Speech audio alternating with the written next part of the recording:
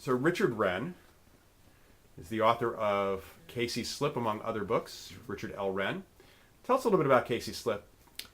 Well, Casey's Slip kind of came about naturally because writing my first book, obviously, I wrote about things that I know. Casey's Slip is about boats, sailboats. It's about a kind of a rundown harbor in the Oakland area, which is where I kept a number of my boats over the years. It's about well, it's not about these particular people, but they're the model for the person that I used in the book.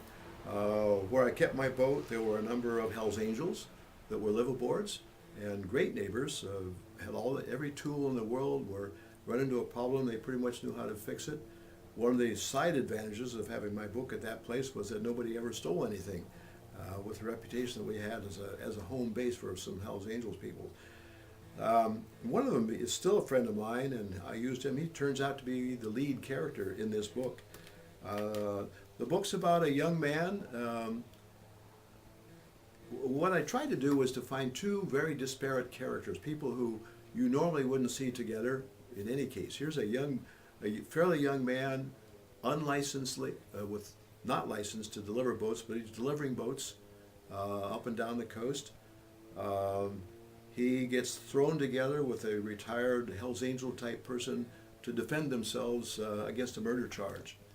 And part of what appealed to me about the story was that these people really don't belong together, but they're forced to work together to free themselves from some crooked cops and things of that sort.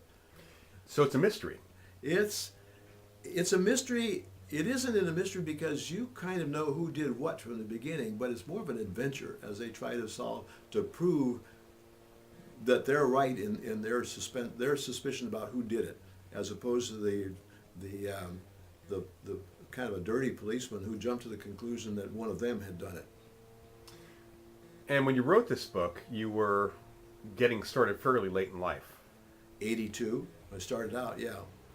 And was this a book that was in you, or was there something in you? No, I think I woke up one day and said, I think I'll write a book, and started it.